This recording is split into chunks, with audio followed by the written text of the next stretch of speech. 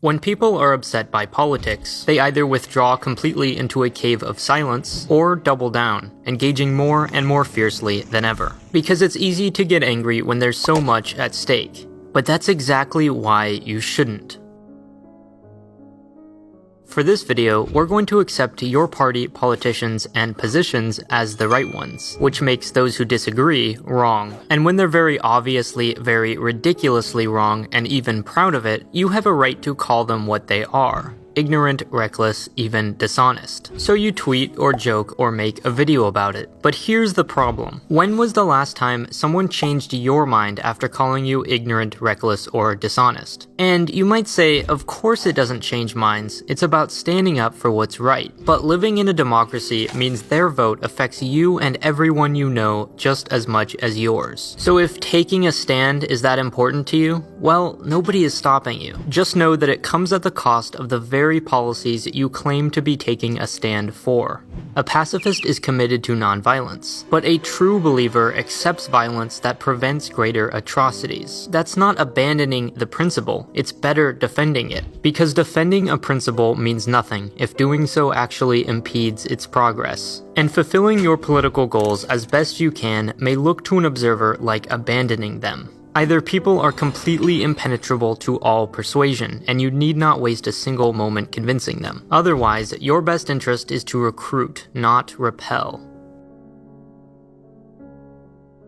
Your political wish list is likely very long, but aim for everything and you'll probably achieve nothing. Supporting many issues may feel like shooting many arrows, increasing the odds that one will succeed. But those outside your party don't search your brochure for common ground. They gravitate towards your most extreme arguments. No matter how reasonable your other opinions are, one poorly communicated argument can swallow them all. Even if only 5% of your wish list, it'll consume 95% of their attention. Every time you talk about issues A, B, and C, they'll always return to the more enraging issue D. And that's if you're lucky. More likely, the media will take your argument, distort and exaggerate it, and watch it spread from water cooler to water cooler. For many, this will be their only exposure to your arguments, and how they know your party. Why would I listen to you? You're the one that said that crazy thing. Never mind that you never actually said that. You'll know you found your party's issue D when the opposition spends all their time talking about it, yet it's only a tiny fraction of your argument. And maybe it really is worth fighting for, but it prevents you from making real progress anywhere else. So you don't need to throw out all your controversial opinions, but pick and choose which ones you shout so you don't strike out.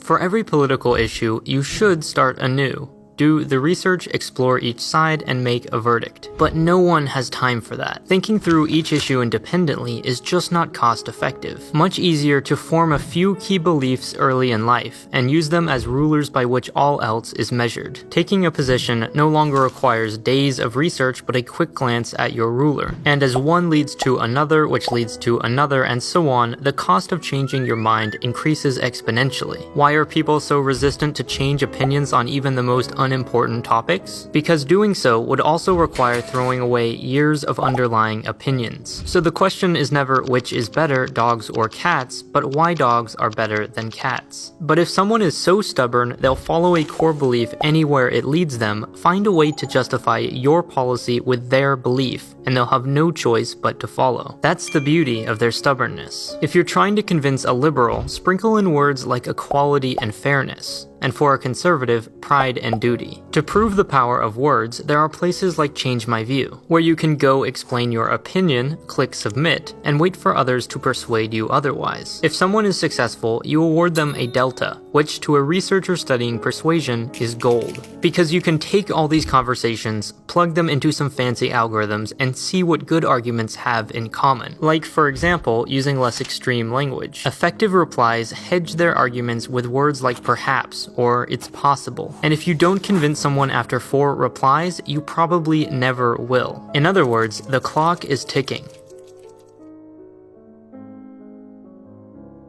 As effective as these strategies are, there is an asterisk. No matter how far you push the political boulder forward, it will always eventually fall back down. Because behind every bad law and politician is a bad system that produced it. Politicians can be removed, and laws can be retracted, but these are band-aids, and pretty bad ones. Their replacements will only be more deceptive versions of the same. That's the nature of politics. Public anger doesn't make politicians rethink their values, only how carefully to hide them. Focusing on individuals is a recipe for eternal frustration. The only real solution is to change systems. If politics feels like a constant fire in need of attention, the solution is to figure out what's so flammable, whether that be who can vote, how elections are run, or where districts are drawn.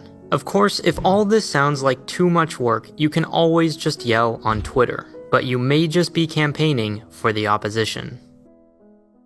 If you enjoyed the section on how words affect persuasion, I think you'd like a book called The Stuff of Thought by Steven Pinker. It's about the interesting things language can tell us about people and the way we think. But as much as I enjoyed the book, it's a pretty big time commitment. That's why I recommend an app called Blinkist. It takes the key insights of thousands of nonfiction books and condenses them into a few minutes reading or listening. The Stuff of Thought is 524 pages, but it's a 15 or 20 minute read with Blinkist. Another great thing is that it solves the commitment problem of finishing books. I've often found myself halfway through a book not really enjoying it, but knowing that I paid for it, I try to finish it anyway. With a subscription to Blinkist, you can read as many books as you want, so you don't have to feel bad stopping a book you're not enjoying. In fact, you're incentivized to read more to maximize its value. You can go to Blinkist.com/polymatteraff, or just click the link in the description to try it out for free or get 20% off a subscription. Doing either one will directly support this channel, so thanks to everyone who signs up.